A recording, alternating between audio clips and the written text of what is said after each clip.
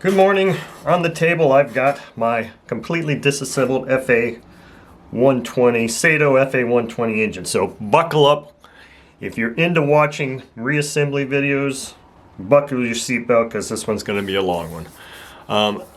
Just because it is. So what I like to do when I reassemble an engine, whether it's mine or whether it's a customer's engine, is I like to lay out all the parts like this just to make sure that I haven't misplaced anything didn't get dropped on the floor, anything. Now I don't have everything here.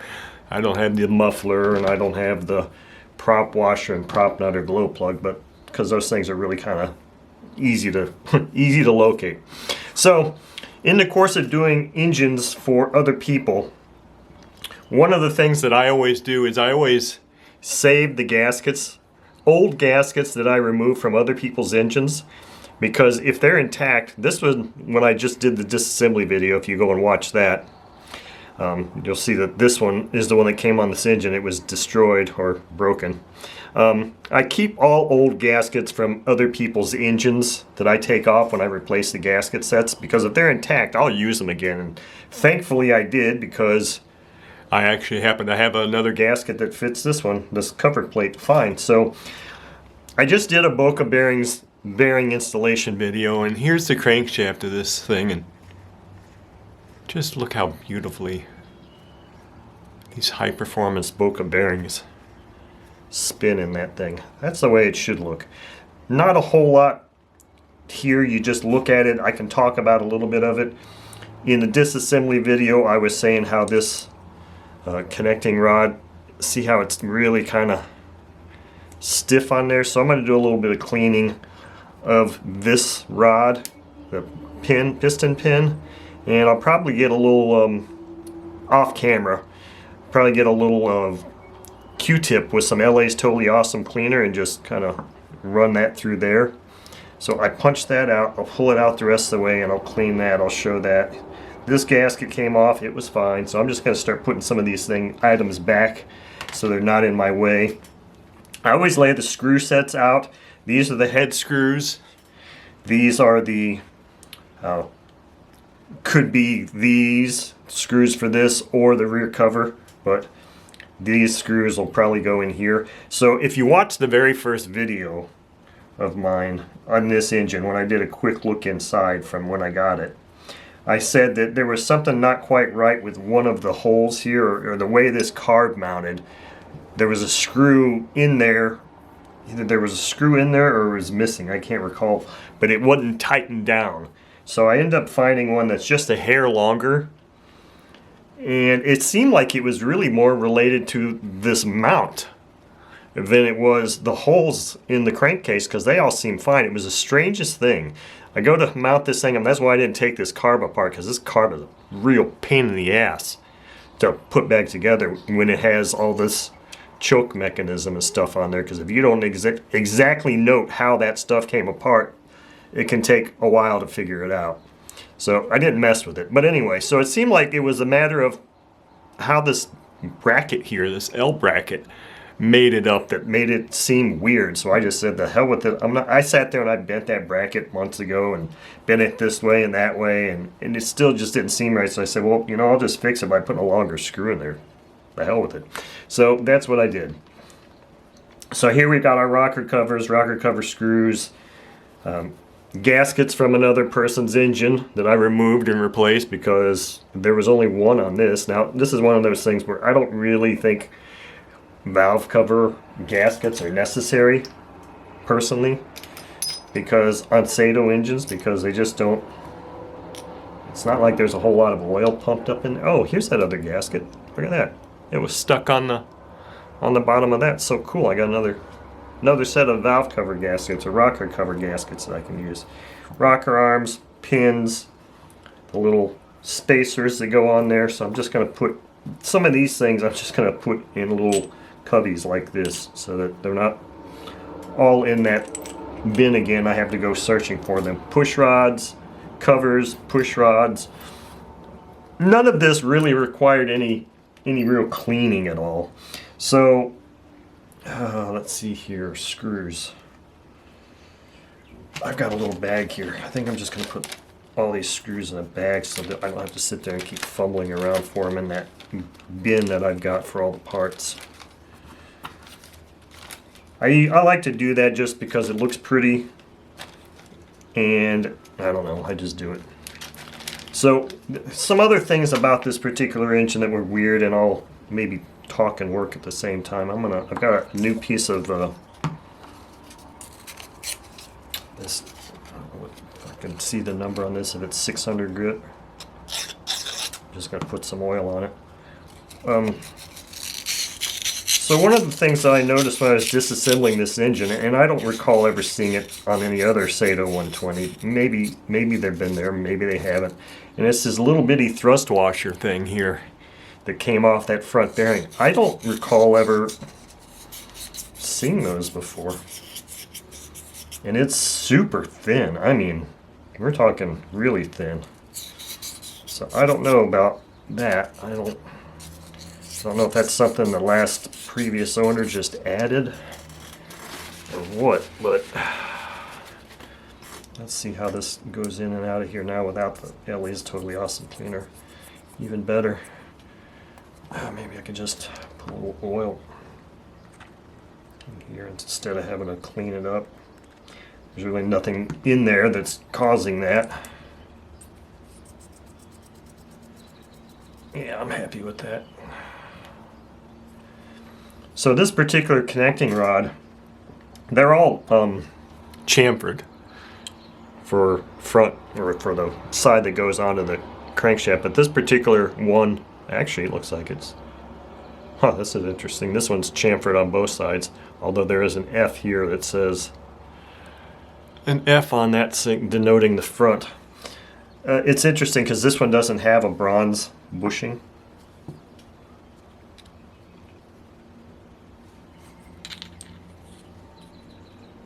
Not a bronze bush connecting rod on this engine. And here's our little wrist pin retainers, a little Teflon disc that you got to make sure you don't lose. Yeah, it feels much better. Okay, so I can set that aside now too. We're done with that.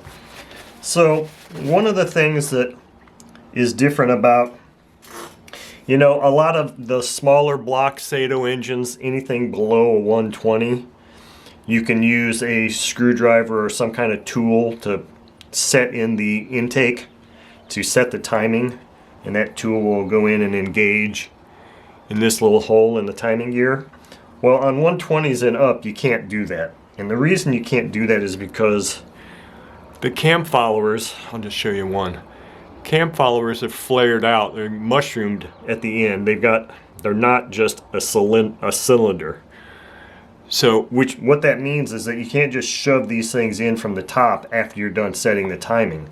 So they have to go in from the bottom, and which obviously makes it impossible to use a tool to time the engine in. So I will show you the workaround that I do for that. Why does that not want to go in there? There we go. So on these larger and newer engines, they have these little, this one got kind of dinged up a little bit. Hopefully it'll still go in there good. These little spacers. This is basically the bearing material for the timing gear. So, OS Surpass engines, four-stroke, obviously Surpass engines are four-stroke engines. They have 4 bearings in those engines, and 2 of the bearings are in the camshaft. Well, here, Saito just determined that they don't need bearings, which is nice about Saito. You don't have 4 bearings, you only have 2.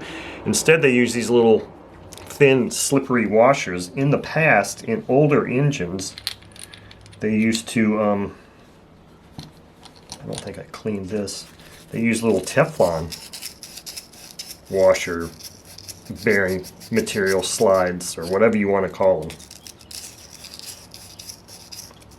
And they worked really well. Somehow they must have got some kind of material here that allows that to work, be very slippery, such that there's no excessive drag and they don't need bearings. So I know I didn't clean that off super good. I don't know that it really matters. I didn't put this in the ultrasonic cleaner because it was just fine. We can make it look prettier. So, God, I just lost my train of thought. Okay, now, so this pin, this might be kind of hard to see. See that cutout in it? This pin does have an orientation. That cutout ends up being right here where the retaining screw is. So the trick you have to do here now is, I like to oil these things up really well. And then you just kind of hope those spacers will just kind of stick on there while you drop this back into place.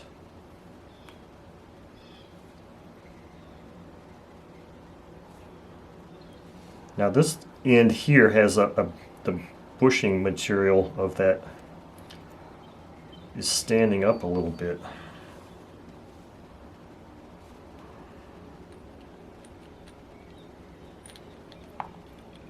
Did they both come off? Yeah. Okay, so we're gonna have to do this the harder way, which is you just kind of, I'll do one at a time.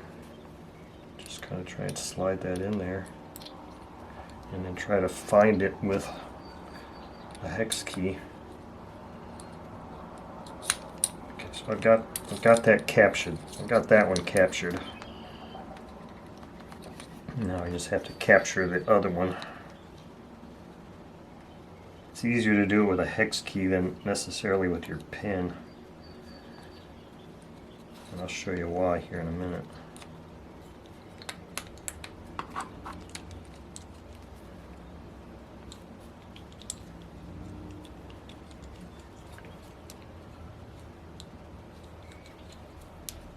This is that one that was kind of dinged up.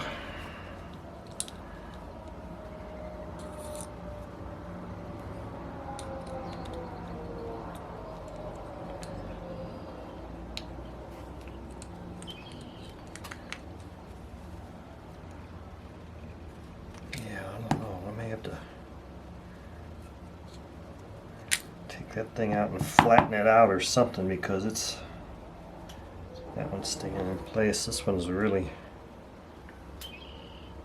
kind of got a ding in it. I'm gonna pause the camera here. I'm gonna have to put this on my vise and tap it with a ball peen hammer and see if I can't flatten it. It's got a little kink in it somehow, so stand by.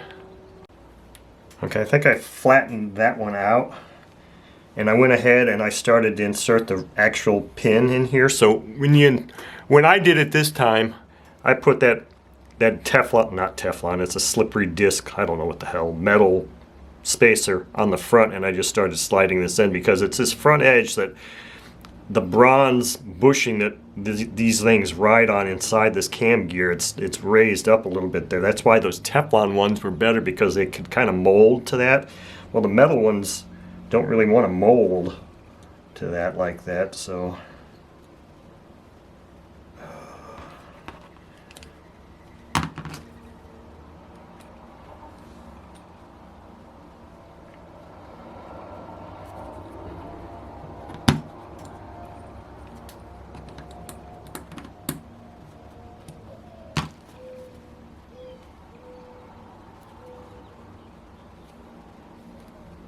see, I don't know. That one's still kind of a little bit of issues there. I might have to get, I think I missed it, is what I think is what happened. Let me get my headset on here. I think I see that it slipped.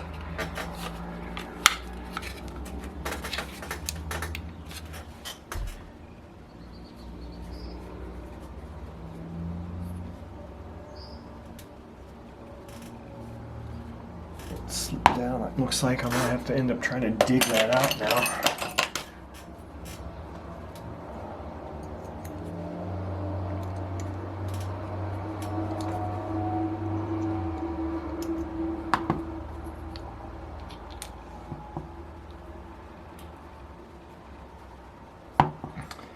That's why these things kind of can be a pain in the butt to do.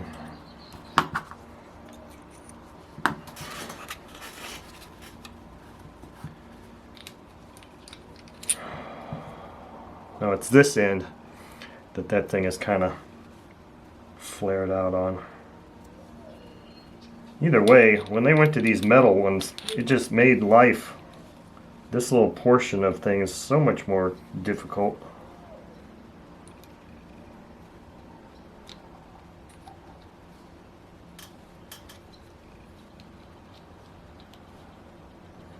So I don't blame you if you fast forward through this portion here. In fact, I may just turn the camera off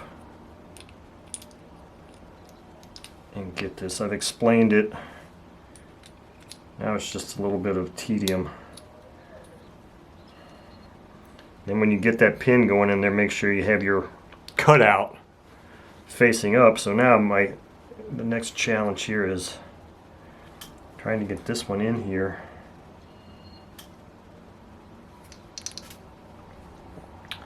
Such that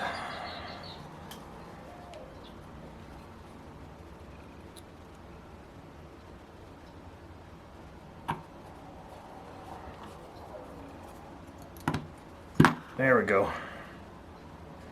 Okay, I'm glad I didn't turn the camera off, because hopefully you learned something about that, about how to make that happen. That's not the right size. So now you always want to make sure you remember to run your set screw back down. There we go. Alright, so that's done. Wow, that was a real pain. I really don't like that portion of the task. Okay, so the next thing we're going to do here is time the engine. And I'm probably going to go get a rubber band, if I don't have one handy here.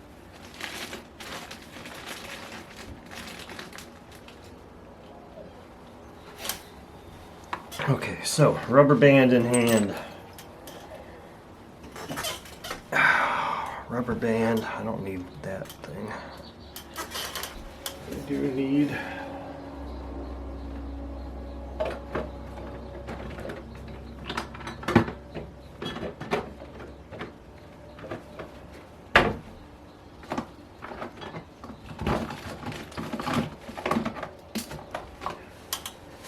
my little container of grease. Okay, so the process here is stick the rubber band on here. We want this to be at top dead center, to be held at top dead center. This is one of the easiest things I found to keep that from happening.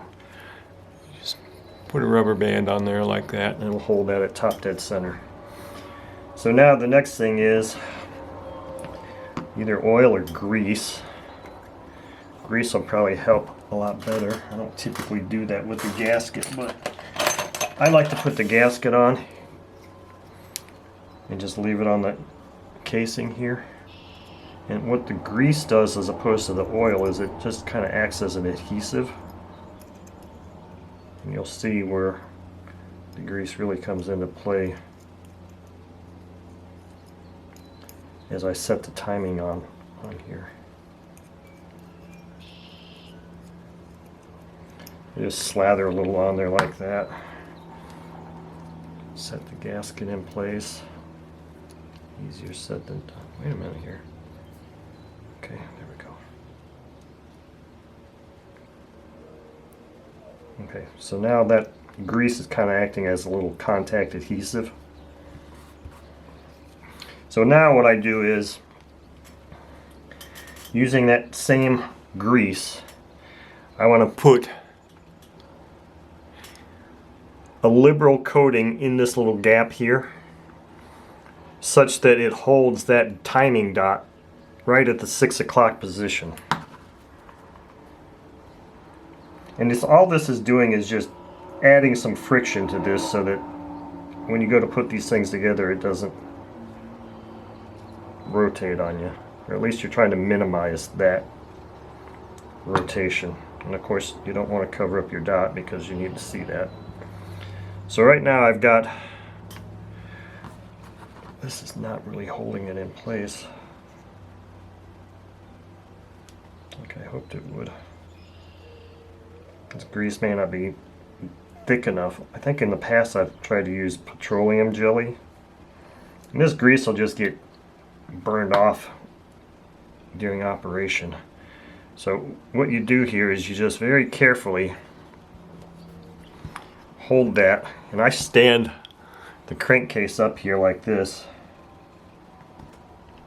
and you just very gently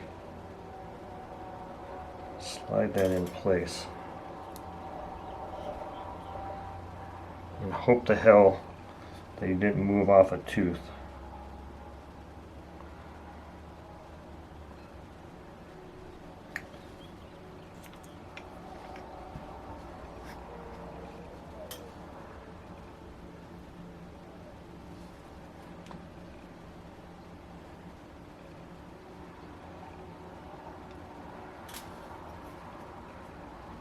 And you hold this thing, make sure it doesn't move, and then it's like, crap, why didn't I have my screws out ready for this? So in theory that engine is timed. Unfortunately you won't really know for sure, won't really know for sure until you actually go to run it. These other screws over here. It looks like all the screws for the cover. So now I'm just going to very lightly put these in here. And the key is just don't have it lift up. I mean, it's not like it's going to slide out of place. Just, you don't want to move it. And at least get a couple of screws snugged up to hold it.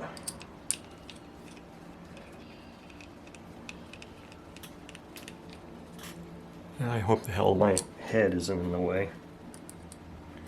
I still have my headlight on here and my magnifier, not the magnifier part, I don't have that down, I just have my light on.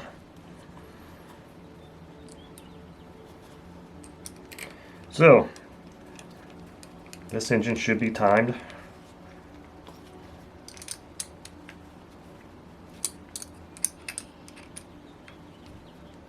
No way to verify. None whatsoever. You just have to go on your gut and see what it feels like when you run the engine. You'll know.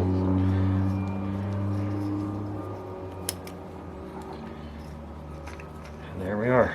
The engine is timed. Okay, so let's see. Next order of business here. Maybe what I can do is a little oil on here. This little spacer on and put my drive hub on, and I don't know if that's gonna, yeah, well, it'll keep everything captured there so I won't lose anything, so that'll work. I'll just go ahead and put this on, the nut on here, and hold this all in place. That's interesting, what just happened.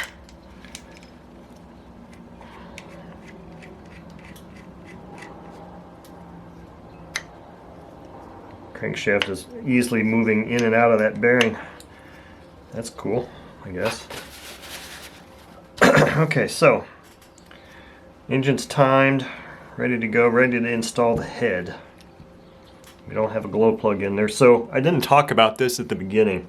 I had these little rocker arm adapter, whatever you call these pieces, on here already, just to hold them in the orientation in which they came off, because a buddy of mine, Chris, and I were talking about this, and I was of the impression that these things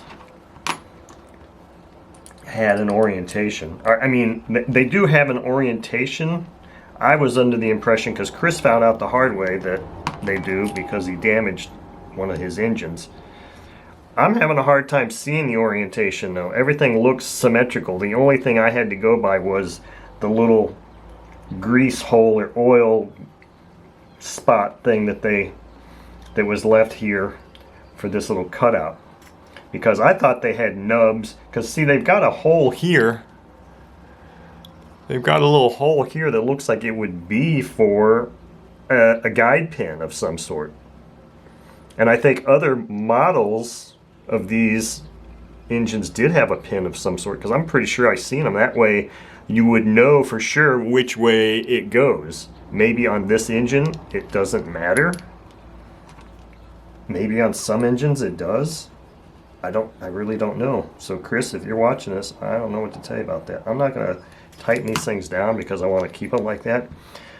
So in that removal or the disassembly video, this thing was really hard to get on and off, or to get off. Now I should be able to put this head on here and spin it in any direction, not for any reason other than it should just fit that way.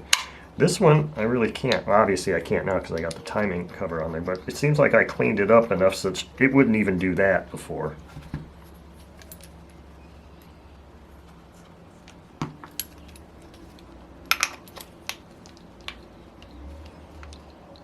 Okay, so we're good there. So what we need to do here is get our piston out.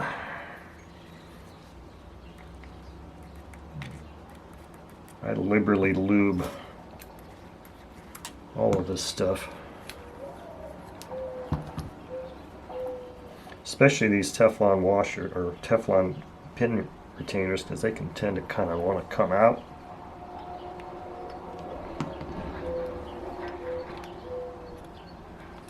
You know what I think I'm going to do? I think oh, see? One just came out. Gotta keep an eye on those darn things. So this is front. I'm going to go ahead and just push the piston in the head first. See? Look at that. That darn little thing.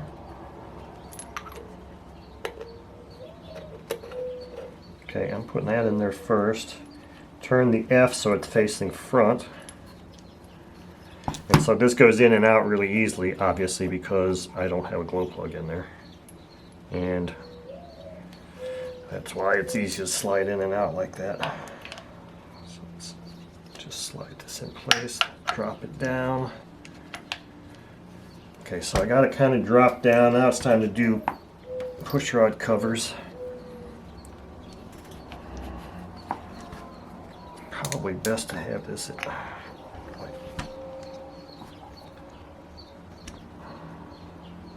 I don't know if it's better to have them stuffed in here. I guess it doesn't really matter. It's whatever you want to do, whatever works for you. This is a much easier task on a larger engine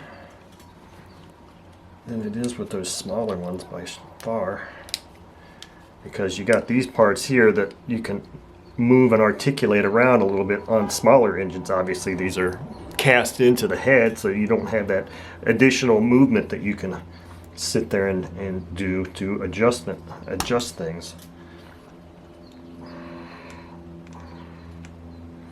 You want to push these push rod covers down as far as you can in there. You don't want them intruding.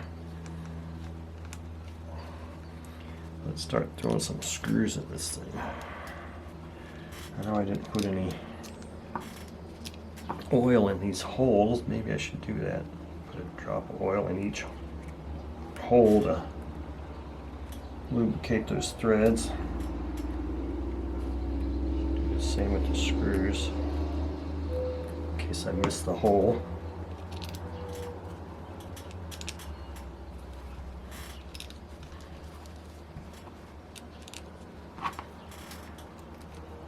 So one of the main reasons I'm actually doing this, I'm using my cut down L wrench for the final torquing, but this one also has a ball on it, as opposed to these ground ones that you can't really get, they don't have balls on them. So I'm really kind of doing this assembly video because I pinged a couple of my buds, Jeremy and Steve, prior to, and said, hey, do you want to see an assembly video of a Saito 120?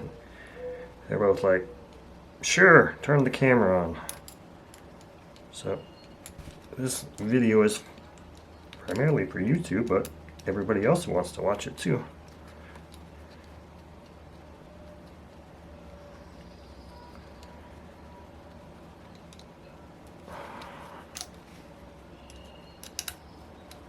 So this is an engine I think is interesting because I would love to see what the original box looked like for this. Because to my recollection, most of these Saito 120s that had this curved intake manifold like this was something that was only done for a short period of time before, because the original Saito FA-120, the fathead, had a very rigid angled intake manifold. And then Saito started making these for a short time. And then they went to the rigid angled ones again with the 150 and then the subsequent larger engines and other 120s. Why, I don't know. God, I kind of lost my... Oh, so anyway, and the other thing is, I thought that those were all 120Ss. This very clearly doesn't say 120S on here. Because I always thought that the Saito, the 120 that had the gold covers on it, was the 120S. So this doesn't say 120S, it just says FA-120. So I thought that was interesting, so I don't know if this is a transitory in-between model before they decided to denote them as the 120S. I just don't know.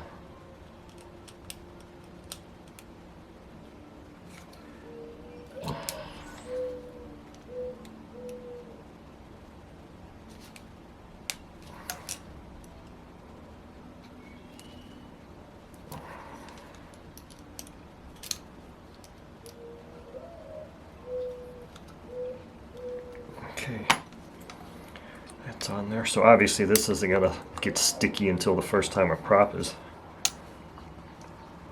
screwed onto it. I don't know why I'm doing that. Those are fresh bearings. They don't need lubrication. They're fresh Boca bearings. See? See, I'm still plugging you, even if I'm not making a video for you. I like Boca bearings. So this cover, rear cover, has an orientation. And I'm hoping I don't know that means the gasket has an orientation, because I really don't want to try and remove or slide this gasket, but there are some gaskets on Saito engines that do have an or some engine. I take apart so many engines, it's hard to remember. Some gaskets do have an orientation, but this has an orientation because it's got a cutout in here, and that always goes towards the top. And that's to facilitate the sleeve and the head. So I'm only going to put 2 of these in here.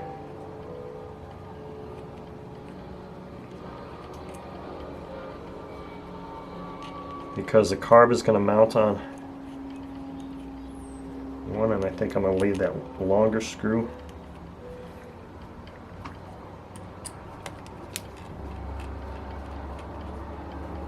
Is the one that's going to go in the carb mount. Let's see if I have that same issue still. So those are just kind of in there. Now what I can do is I can run these guys down. Don't want to forget that. I don't want those things flipping and flopping around.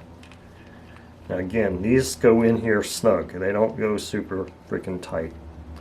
You strip the head on one of these, you're totally screwed. You better find a real good easy out. And I'll talk about that also in another video.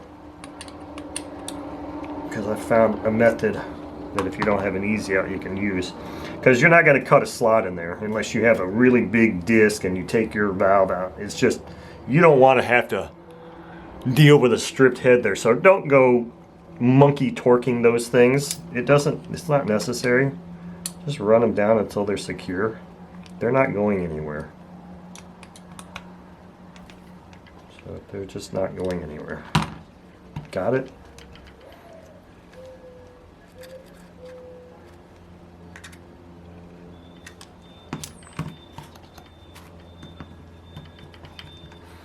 Now we can drop our push rods in here. Now these Saito 120 and larger push rods are not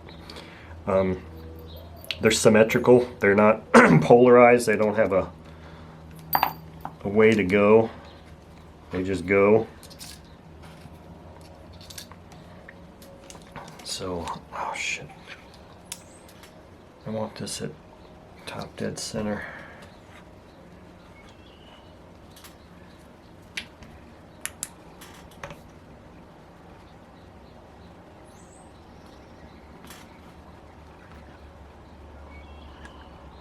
That's top dead center. So now these little, you got these rocker pins, rocker arms, and your little spacers. The little spacers always go to these inside.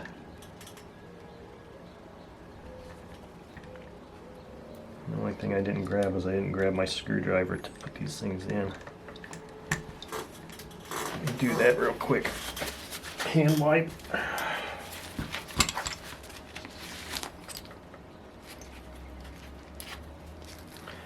So I'm going to be putting out a video on tools. Talk about the tools that I've been using. Tools that I just received and things like that. So that's going to be in probably a tidbits video. And I'm going to be talking specifically about a lot of tools. Well, obviously tools that I use for modeling. So this will be one of them that I talk about. So with these rocker pins, again, I'll just reiterate this in case people haven't watched any other videos. You don't torque them. You torque them, you screw yourself. Unless you like screwing yourself or your engine, you don't torque them.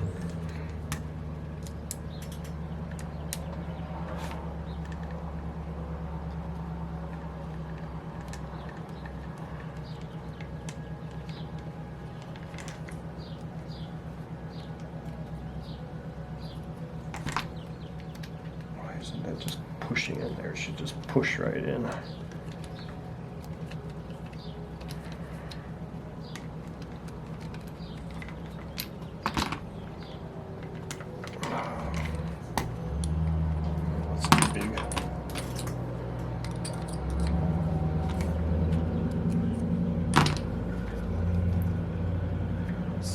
There. Why are you not just sliding right in?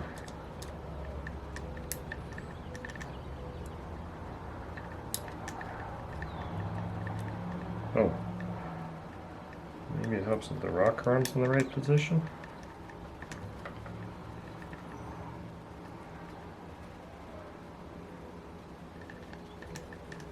Oh, what is going on here?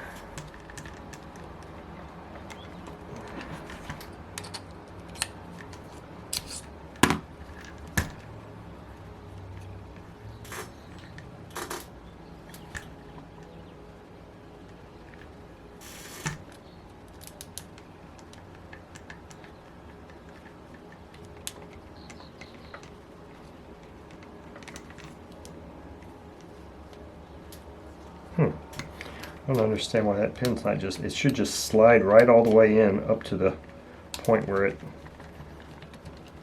starts to thread in. And I'm not seeing how far in it's going.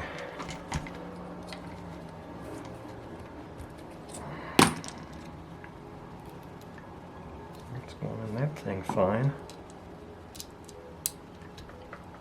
Going in there fine.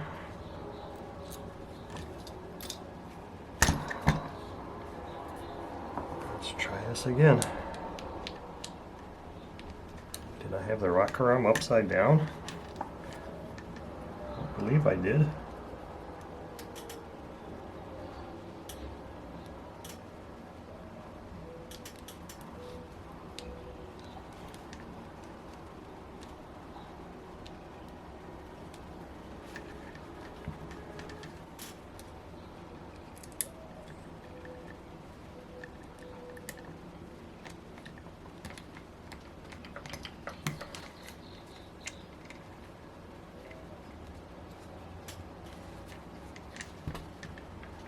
Wow, this is really bizarre. Why that's not...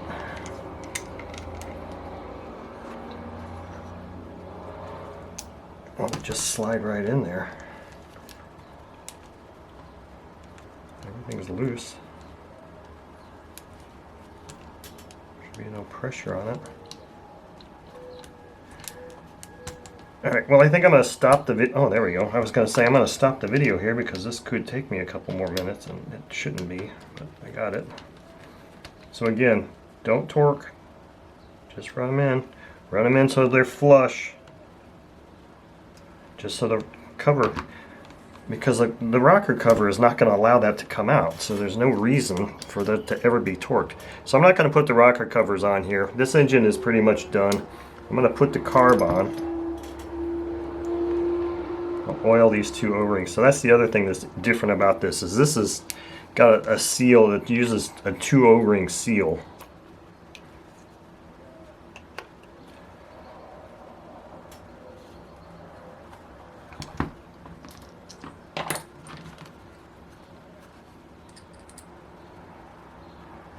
This was the side that I was having a length issue.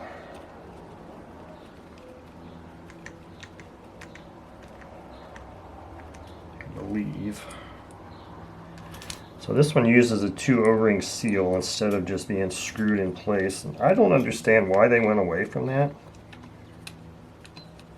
Okay, so here's the one. That's the one. That's the side that wasn't threading in all the way. If I have to, I'll just get another longer screw. I've got some other Saito screws that I can use. I don't understand that. Oops.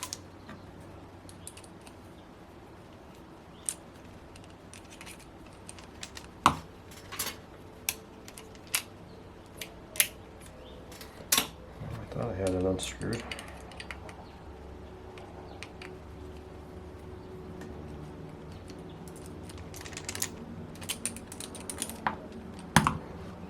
Let's try this one. See if this one will want to tighten down in that area.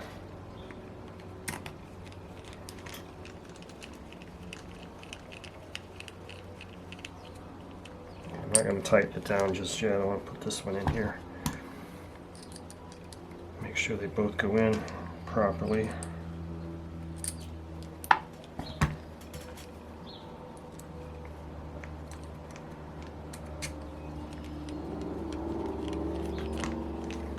Okay, so that one's tightening. Tight. Tight. And tight. Okay, so we're good there. So, alright, so this engine is completely reassembled now. All I've got left to do is set the valve lash.